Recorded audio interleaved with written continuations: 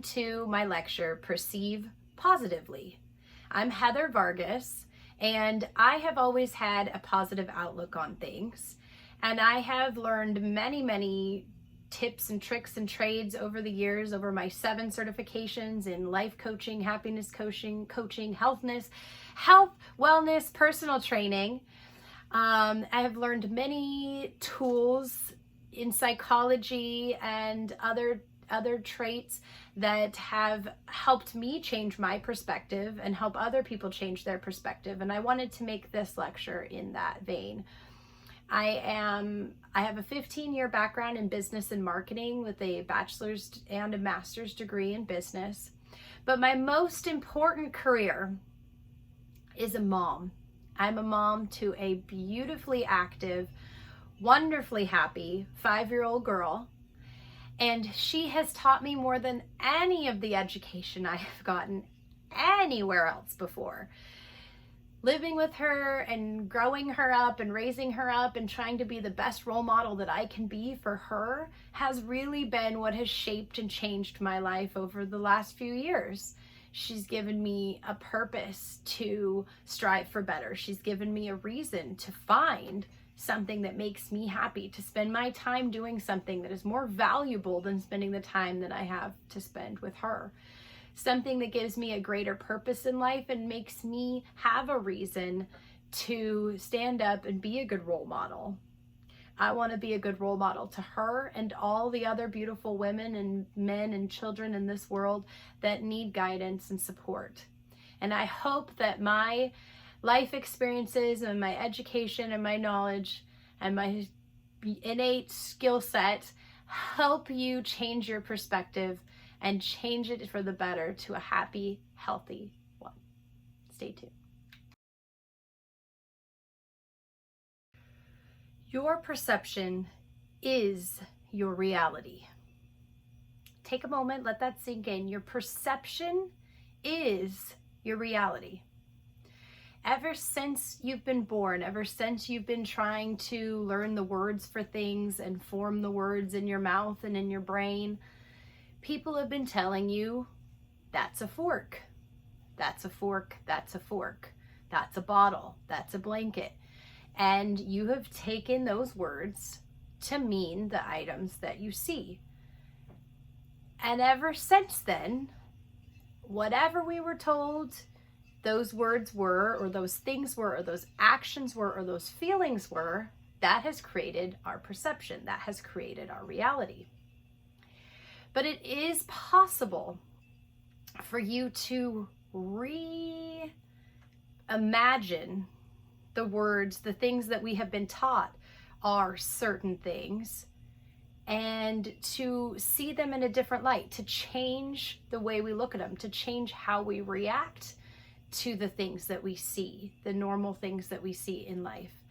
Somebody trips and falls. That is bad.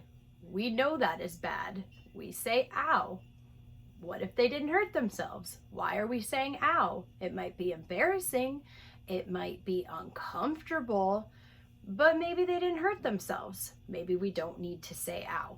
That is a very simple example of one way that you can look at a situation in a different light that has normally been taught to us is a bad thing, is a negative thing. There are many examples.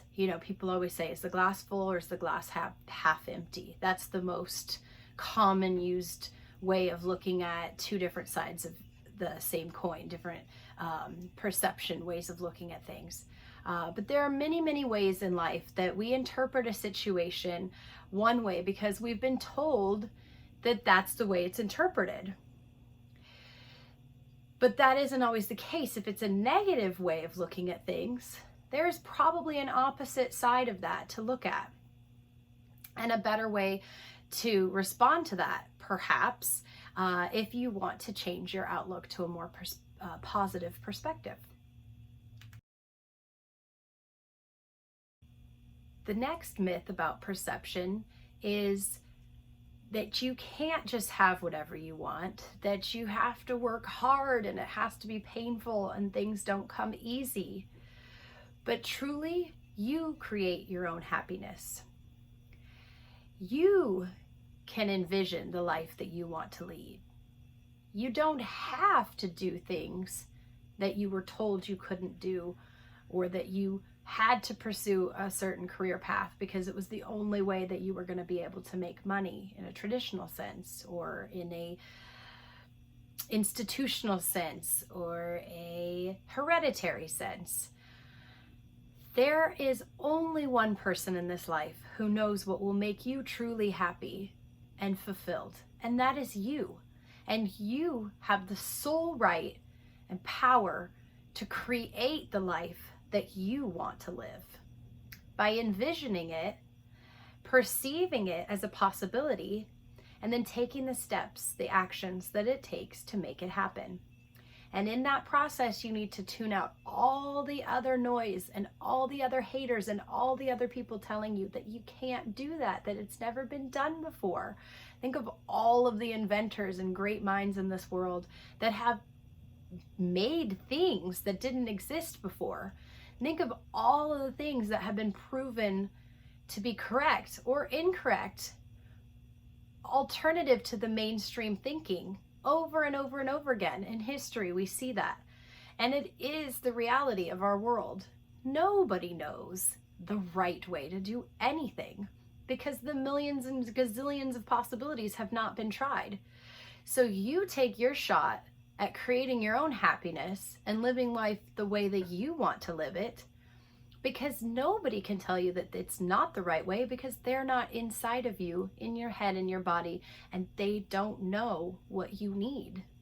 So be strong, stand up for what you need and believe in, and create your own happiness by perceiving your life the way you want to live it.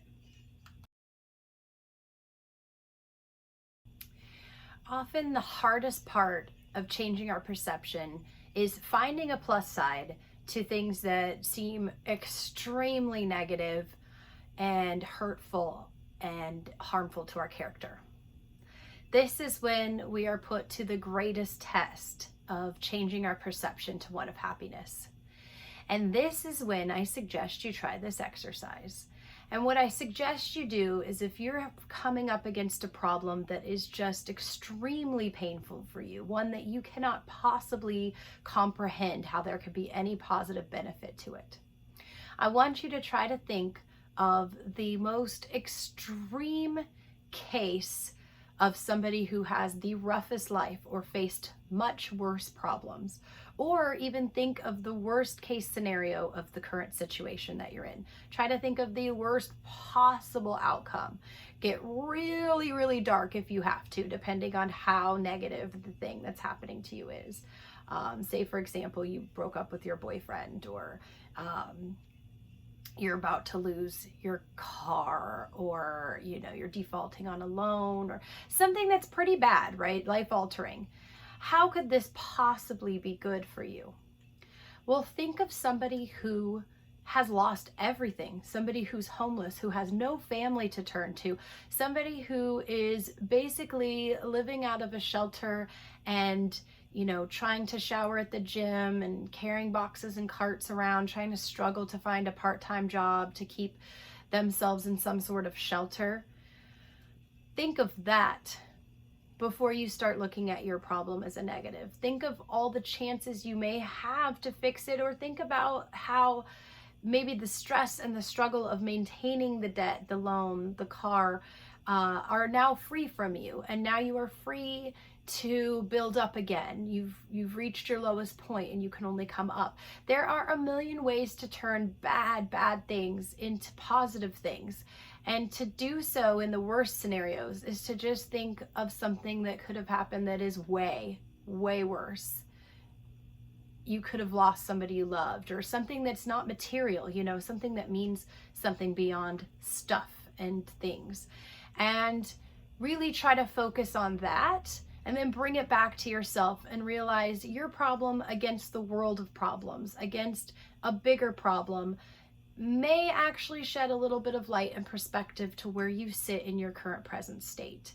And I know when you're in the middle of pain, there doesn't seem like anything that could get worse or anything that can bring you out of it. But you also can look at your past experiences when you've experienced a great amount of pain and you have gotten past those pains and hiccups. You can compare now to then, or you can just know that when you got past that, there were processes that you put in place. There was a mourning period, there was a recovery period, and then there was the point where you picked yourself up and you got past it. So use all of your past experiences, use imaginary experiences, use friends, family, and just any outside sources experience, and think about how much worse it could have been or how many times you've gotten past these types of hurdles, and use that to change your perception and your perspective so that you can move forward in a positive light.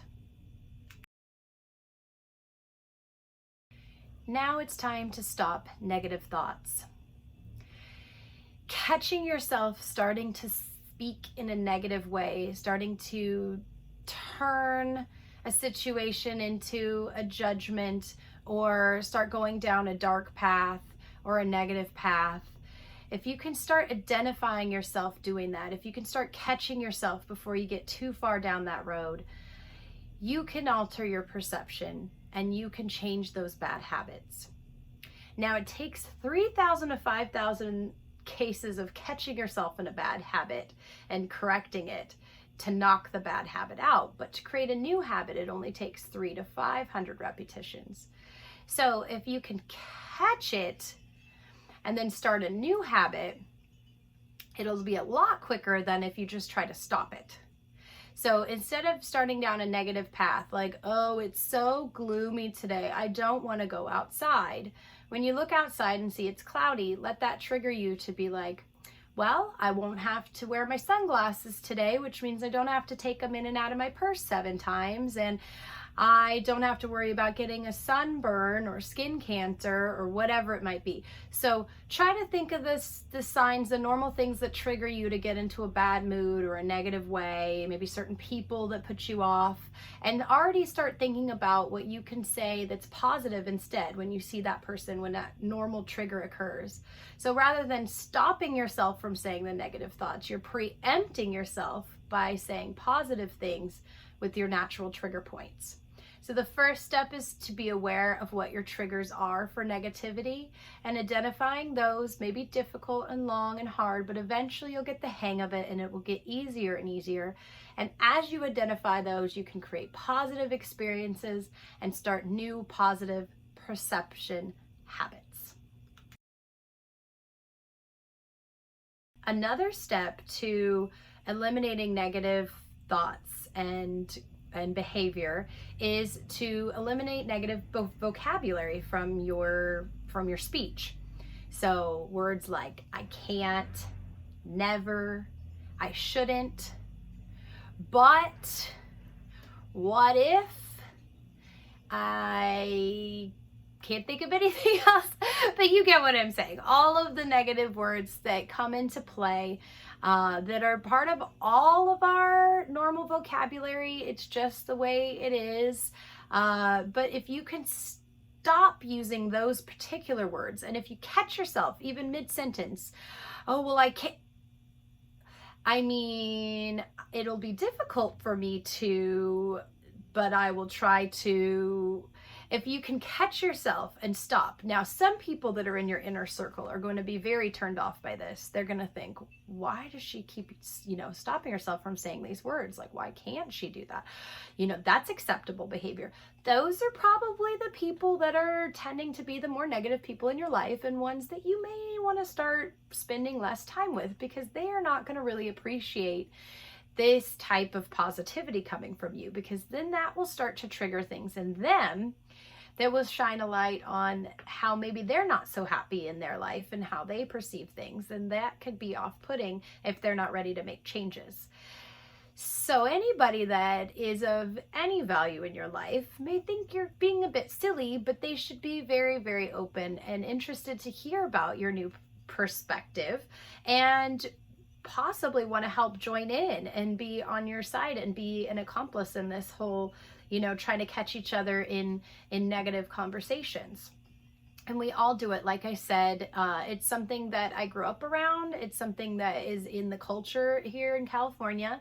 It's very judgmental. It's, coming from a area near LA where, it's very Hollywood and everybody's perfect and they have all their, brand names and all that. I grew up with a lot of just, oh, she's not wearing this, and like, why did she go out of the house without makeup? And there's just so much judgment and negativity. But I have learned to stop myself for the most part. I do catch myself occasionally still doing it, and I smack my hand and I knock it off. And but it's just part of life. It's just part of overcoming the society that we've been brought up in for so long. And so bring those people along with you, but use these words as well as the things we talked about earlier as triggers for you to understand when you're starting to go down that negative path and create, again, those new habits, which are a lot easier to form. So replace those words with I can, or I will, or I should try. Get butt out of your brain hole, because don't even go down that rabbit hole of the buts and the what ifs, because they're not yet, so don't worry about it. And yes, you do need to plan and have backup plans and ideas about how things are going to go, but to automatically jump to the negatives that are going to come out of any basic situation, it's too much to handle. Nobody really needs to do that, okay? So plan for the best. Hope for the best, and yes, of course, if you need to, have an idea of what you might possibly do if it doesn't work out, of course. But don't focus on that. Don't give it too much energy. Focus on the I cans and I wills, and I am forever always going to be a positive person because I can. Which brings us right into the next slide, which is, if you believe you can, you can. And I know that sounds way too easy and la-di-da and head in the clouds, but it is true, I promise. If you can dream it and you can put the effort towards it, then you can make it a reality. And yes, you may come into bumps and hurdles and little detours along the way, but if you stay true to yourself and you follow those as signs that maybe you need to course correct, but that the end goal is ultimately where you want to be, and in your heart, you know you're still going in the right direction, then you'll keep moving in that direction because you perceive, again, what it is you want to see. So you could see something as a hurdle, or you could see it as a lesson, or you could see it as a reminder, or you could see it as a guide. Somebody actually saying, no, you're on the right path, but instead of going this way, you need to take this street because there's a hole in the road over there. They're doing construction, and that wouldn't be great. You'd be stuck there for hours. So actually go this way. So sometimes we get set into our path and our plan, and we're so focused on following that plan, every little detail to the end until we get to our goal. But the goal is important, not the path that we take to get there, right? So what if a different way comes up that might be a different experience that is meant to happen, that will ultimately get us to our goal quicker or make it more enjoyable when we get there? We don't know until we try it. So don't automatically see a hurdle or a detour or a tiny little bump, a speed bump, as a negative thing all the time. Try to see it as an opportunity to get to your goal in a different way that may be more beneficial in the long run. And it will make life so much more enjoyable on the way getting there. Now I will say, you are the only one in your way. So I said, if you believe you can, but what is it you want to do? Well, maybe you've been blocking yourself from your ultimate, truest, deepest desires because you've been thinking that it's not possible. And if you believe that something isn't possible, then that is again your reality, and that is exactly why you cannot have it, because you cannot see a way that you could get it. I know sometimes it may seem like there are a surmountable amount of obstacles in your way, that are keeping you from getting to that goal, that will not allow you to pass through. But the reality may not be that. That may be your perception. That may be the things that people have told you. That may be, using money or time or whatever, obstacles that you have been told that you don't have enough of and that you cannot get any of, that are standing in your way, that are letting you block your path. There's also the fear of failure, and there's the fear of success. Sometimes the fear of success is stronger than our fear of failure, because if we get to that end goal, and say we get there early, before we're ready to pass on in life, what do we do then? What's left with life? We've realized our goals. Now what do we do? That's almost as terrifying to some people as the fear of never even trying to go, of taking that first step and falling.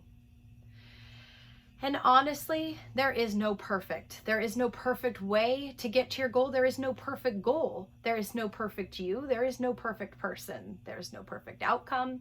Perfect is an imaginary word, just like every other word in the dictionary, that we made up to signify something that doesn't exist. So if you hold yourself to these perfect standards, you will undoubtedly fall on your face.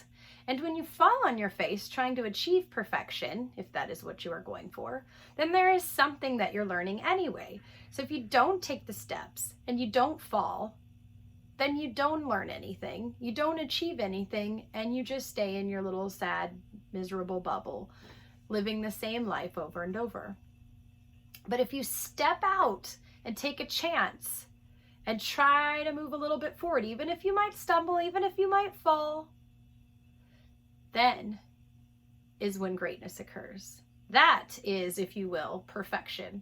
The stumbling, the falling, the journey that it takes, the way that you master the pathway to your ultimate happiness, the way you can change your perception to see yourself moving towards your goal and being happy in that, because you know that you're pursuing something that you've always wanted your whole life. And no matter how many times you stumble, you get back up. And that pride, that success that you feel when you get back up, that is perfection. So don't be afraid. Don't be in your own way. Move out. Take the leap. Join the positive perception people and work towards your happiness, because you, again, are the only one that can do it, and you are the only one that is standing in your own way. Now, determining what you really want out of life, what that life journey that I've been talking about, that life purpose truly is to you, is the hardest part of this whole thing. So we're changing our perspective to think positively. But once you have a positive perspective, you might find that you start wanting to change your lifestyle even further, and you want to do things that mean more, and you want to see a greater positive side of life. And that might drive you to really start uncovering more mysteries of things that you were taught and told, and why am I doing this job now, and why did I go to school for that, and why am I, sitting here in this day-to-day rut of my life. And if that starts happening, you may not be on the right path. You may not be fulfilling your deepest purpose in life. And that might be okay for most people. That's totally fine. Some people are perfectly happy, and that might be because that is where they are supposed to be. But for those of us that have been struggling, or were struggling with the day-to-day routine of their life, and we're really looking for something with a deeper meaning, understanding what that deeper meaning is really where the work comes in. So once you start changing your perspective to start seeing things differently, and you start opening your mind to the fact that you may have been fed a lot of things that weren't necessarily true to you, then you start questioning where you are and how that came to be. And now you can start digging into what you are truly good at, what you truly enjoy. And so the path begins with you trying to understand what it is you wanted to be when you grew up. what you were always good at or drawn to as a child, things that you do still innately in your being, have massive amount of talent in, or just reactionary. This is something that you just do when you're out in public and somebody says something, you jump in with this answer, or you entertain people, you make people laugh, or whatever it may be. There may be some part of your personality, of yourself, that is just naturally an ability that you possess, or something that you're naturally drawn to. Start listening to that. Start looking for those type of things. What are your strengths? What have you always just been really good at? Or what is something that you've tried but you've never really put a lot of effort into? You might have liked it, but you didn't really learn it because it was a little bit more difficult, but it's something that you truly enjoyed, or you had a great interest in, but it was something you never were surrounded that much by as a child or growing up or in school. But it's something that's always carried a great amount of interest to you. Maybe you read a lot of books about it on the side. Maybe you watch a lot of documentaries about this topic. Start trying to think about things that you are truly passionate about from your deepest point of your soul. And those things might lead you to change the perspective of how you see your life and your life's journey and where it all is going. So how do you uncover those deepest thoughts just all on your own? Well, there are some tools that you can use to realize your deepest desires. You can do yoga, you can meditate, you can do meditative yoga, go into nature. Journaling is great if you just sit down and open your mind and let whatever words just flow out of your brain onto the paper. No sort of form or fashion, just get whatever thoughts you have out, and the more you practice that, the more you start to understand what's going on. Even digging into your dreams, if you can remember your dreams and have a dream journal, write down what's coming out of your thoughts in your subconscious mind when you wake up. All of those are tools to get to your deepest desires. Because when you think about it, what you think you may want, the very tip of it might be, oh, I just want $1 million. Okay, well, is it really $1 million you want? Or is it financial security that you want? And why do you want financial security? Is it for your family so that you can take better care of your family, so you can support them, or so that your kids can go to a great college and pursue a dream that you've always had that you never realized? And now you're starting to realize that you want your kid to be an engineer because you wanted to be an engineer, and maybe you should just go to engineering school. Do you really want that husband to marry you and give you a big shiny diamond ring and take care of you the rest of your life? Or do you just want to feel loved? And if you want to feel loved, why don't you feel loved? Do you love yourself? And if you don't love yourself, why don't you love yourself? What's going on there? Are you mad at yourself? Did you do something wrong in the past that you regret? Have you not forgiven yourself? And maybe you can't move forward to that thing because you're still holding on to some bad feelings and grief and guilt. And maybe you need to let that go. And maybe you want to have that Gucci purse and that 3-bedroom, 2-bath house in the right neighborhood and get your kids at the right school. And is that really about status and having people like you? Or is that what you really want? Is that house the most important thing to you? And is that your end goal? And if so, that's fine. But is it really the house that you want? Does that house make your life better?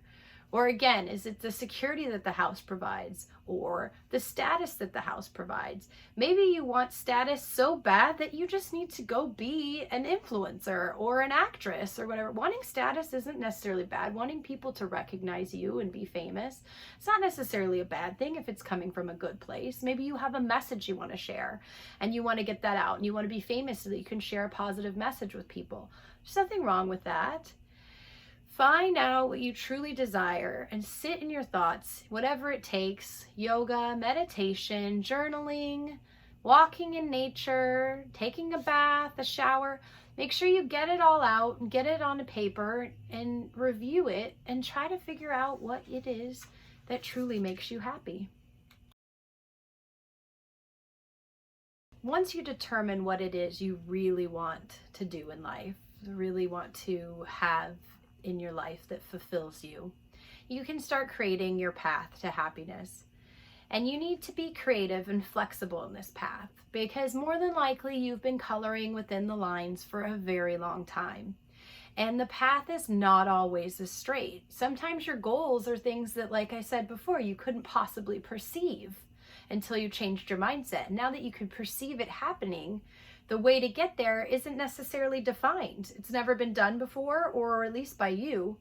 And so you need to be creative and flexible in the path that you take, and you need to be open to alternative options. If financial security, for example, is what you seek, then not just gaining more income may be your solution, maybe eliminating excess, maybe downsizing is your solution. Maybe you spend more money in certain places that you don't value because that's what you've been told you should do, or that's what's socially acceptable. But in reality, you don't spend a lot of time doing these things. For example, I personally live in a tiny home because I'm never home, because I don't really like sitting around at home. I like being out and traveling and being in nature, and I like being around people. And so I do a lot of my writing in the library or at the park or at the Starbucks. And I only really need a place to sleep and eat and shower, and I have that. And I don't waste a lot of money on my housing. And it's comfortable enough for me, and that's what I choose to spend my money on. So I was able to downsize that and live a very much more comfortable life, especially here in the Bay Area where housing is massively expensive. And I get to enjoy all of the beautiful nature and things that are here without necessarily compromising my lifestyle, and still finding a way to find financial security. Also, you could look at, instead of forcing a raise or a promotion at your current position, if it's not something that makes you happy, while you are maintaining your career there, pursuing other avenues for income stream that might ultimately be where you want to go. So like putting your toe in the direction you want to go might start leading you down that path without giving you a drastic transition, and might create more financial security for you in a non-traditional way. So be open to the possibilities that the coloring might be outside the lines. The solution might be outside the box.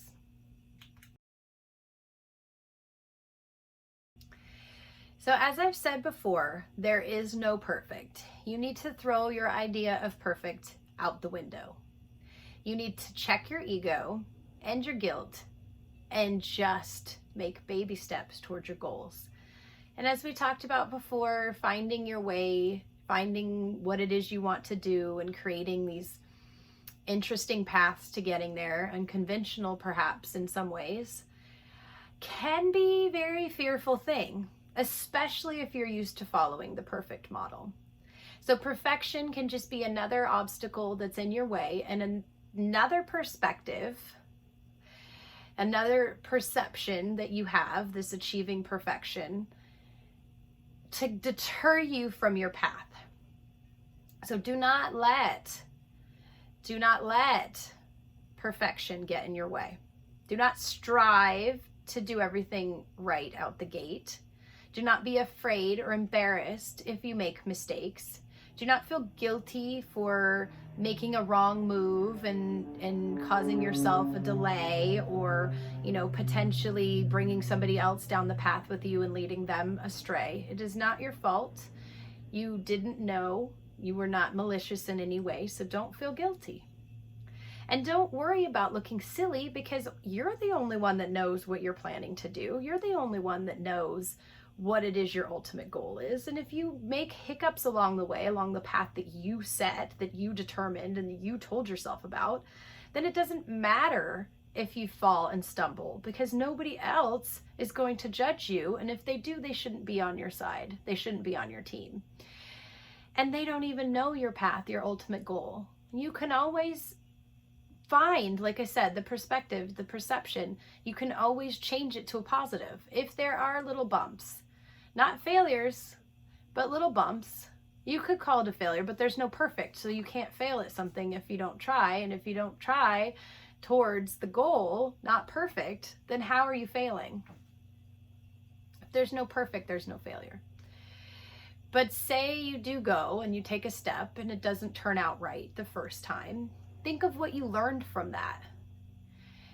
That is more valuable than trying to be perfect, right? How many of our wonderful inventors failed a million times before they succeeded? Like all of them.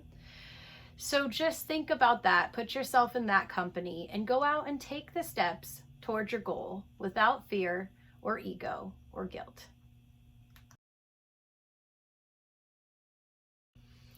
So as I said before, there is no perfect. And think about nature. There is no perfect in nature, and we are part of nature. So of course we're not perfect. We are evolving organisms. And if you think about yourself as an evolving organism, you can start to understand that we're just one tiny piece of this bigger picture of the whole universe that was made and controlled completely out of our awareness and understanding.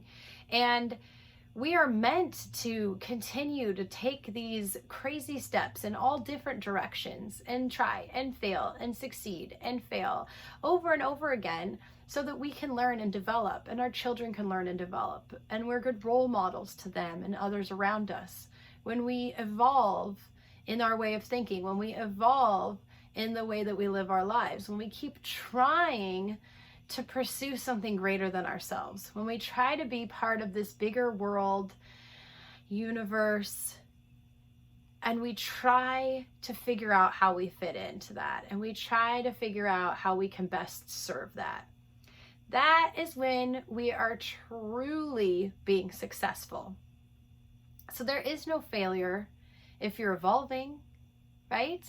So would we, when the organisms were first formed and they needed to come onto land, we had to breathe without water, and then we had to make our skin protect ourselves from the sun when we lost all the hair from the monkey bodies that we were, and all of that crazy evolutionary stuff that happened to us over the thousands of billions of years. And now we're still evolving. We don't know everything that's out there in the universe. We don't know everything that's happening right here. We don't have a solution for the pollution, a pollution solution. We don't have a cure for cancer. We don't even know how to not get cancer. So what do you have a place in this world saying that you can't take a step forward because it won't be perfect? Who are you in this tiny little piece of this giant world to say that you can't pursue something because you might make a mistake, when all these other people out here before you and after you and during you are making all kinds of mistakes and moving their lives forward?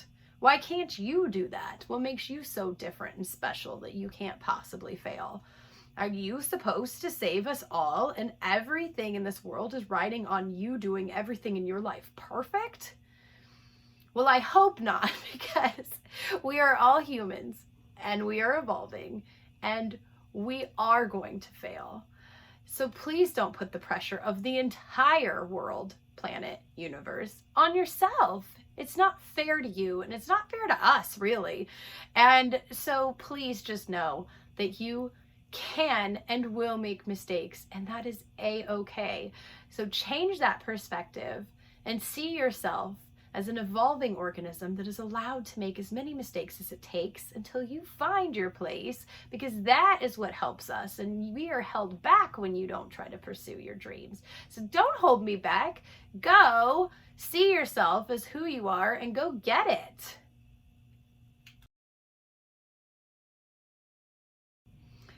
So since we're not going to fail, we're going to be kind to ourselves, and we're going to have no shame and no self-doubt. We are going to strive for success, and we're going to hit a bump, and we're going to strive for success again, and we're going to believe we can succeed, and we're going to keep moving forward and forward and forward until we reach our goal. Because if you're not kind to yourself, if you don't respect yourself and give yourself love and confidence, then most likely other people are going to follow suit, and they're not going to give you respect and see you as successful and want to give you the support that you need. So you need to be the first one in line saying, I've got this. I know what I want, and I'm on my way, and I am going to succeed. Your perspective needs to be positively focused on the outcome of your goal. If you're focused on the outcome and the end effect and the happiness and the goodness that comes from that, every little single bump that isn't a success doesn't matter. It's a lesson learned, and it's that much closer. It's a gift. It's a gift that gets you that much closer to your end goal.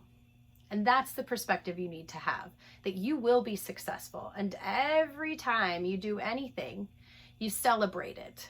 Every little step you get a closer. You get a little bump and you get back up and you get right back on the path in maybe a different way, and you celebrate that success because you've learned something. And every time you learn something, you are smarter, you are braver, and you are more of a mentor to everybody else. You are an example by which people can follow. And that is the person that you want to be. That is the person that we all need you to be. And that is the person that you can be if you believe that you can. Again, it's all within you to believe in yourself that you can succeed at whatever it is you decide that it is that you want to do. And if you change your mind, you can also be good at that too. The new direction, whatever that may be. But it takes you being kind to you and supporting yourself to get you there.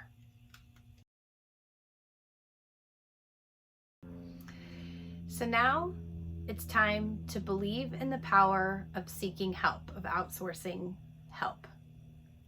If what I'm saying to you has been making all kinds of sense, but you're still paralyzed in fear of moving forward, of failure, if your ego's still sitting in the way, your ego may be in the way of even thinking about asking for help. But I assure you that seeking help is not failure. It's not something you need to feel guilty about or embarrassed about. Your friends, your family, professionals, there's so many people out there now. It's almost commonplace for people to have a therapist or a coach or a counselor to help them achieve their goals, to help them on their path. It's not a weakness. It's not a weakness, and it's not cheating to ask for help. And I'll tell you why. First of all, if you're afraid to ask for help because you're not really sure that people are going to give you good advice, or that it's not worth paying for, that you're not really going to get what you want out of it, what's the worst case scenario of trying and asking, and then if you don't like the advice, you don't take it, or you stop seeking professional help? If you ask a friend and you don't like their advice, and you ask another friend and you don't like their advice, maybe you don't want to hear the truth, or maybe that's just not working for you and you need to figure it out on your own. That's totally fine. If you seek a professional therapist or coach and you don't think that they're giving you the right advice or guiding you, you stop seeing them. No harm, no foul. Nobody's going to fault you for asking. And you know what? You're stronger all the way around if you've tried and asked and maybe not accepted, but at least you've tried. So now you've checked that box. Now you know that doesn't work for you. That's fine. That's totally fine. And maybe even just the asking made you think of other ideas. Sometimes you just need a sounding board, and that's okay too. And as far as cheating goes, if you find asking for help is cheating on your path and you didn't truly get there because somebody guided you, think about this. If somebody guides you, but you're still doing all the work and you're still coming up with the answers and you're still coming up with the decisions and the path and you're walking the walk, isn't it you that made it happen? Isn't it you that sought the help, and in seeking the help got the guidance you needed, and in the guidance you made the things happen yourself? Your coach, your friend, your family, they're not going to do the work for you. Trust me, nobody does anybody else's work for them unless they're like paid and rewarded very kindly to do so. You may be guided and you may be prompted and you may be suggested and supported. What's wrong with that? You're the one that's still doing the work. And when you get to the end, you maybe need to give credit and thanks where that is due. Sure, but shouldn't you do that anyway? Shouldn't you be grateful for the things that you have once you achieve them, and anybody that helped you along the way? Because what does that hurt you? Does that steal your thunder when you get there? Did you still not get there? Are you still not happy because you had to share the path or share some of the love? Again, the ego. So no, it's not cheating, and no, it's not weakness. Asking for help is possibly another step on your journey to realizing what it takes to get to your dream, to get to your goal, and getting out of your own way and allowing others to be part of the process with you. Think about it. Now, tell yourself you're where you want to be, you deserve everything positive, and you have earned it. At least that, and much, much more. Positive affirmations help you change your perspective to getting where you want to go. If you believe that you are already there, and in an affirmation you want to say, I am on my life's journey. I am realizing all of my dreams. I am happy and healthy, and I'm on my way to true life's bliss. Anything like that, anything, whatever specific goal you have. I am a mother. I am the owner of a house. I am the owner of a car. Whatever your dream, whatever your goals may be, if you say them in the positive present state, that is an affirmation. And if you say them to yourself in the mirror, strongly and powerfully to yourself, as goofy as it may seem, you're the only one looking, so let it go. It starts to become your mantra. It starts to become you. It starts to become how you think. It frames how you think, and it drives you forward on your path. It's all part of changing your perspective to a happy, positive one that puts you on your path to realizing your dreams. So say it as many times as you need to in a day. Again, remember, 300 to 500 times creates a positive habit. So if you say your mantra over and over and over again every day for weeks, it will start to become true to you. And once it's true to you, it's just a matter of time before it actually is your reality. So make your mantras, make them present tense, make them specific, and then believe it and say them as many times as you can. When you have a rough patch, when you have a rough day, when you hit a wall, go in the mirror in the bathroom at work, in your car, wherever you have to go, and say your mantra out loud if you can, over and over and over again, till you start to believe it, till you start to smile, till you start to feel better, because it will work. Positive affirmations are very powerful. Just be careful how you use them.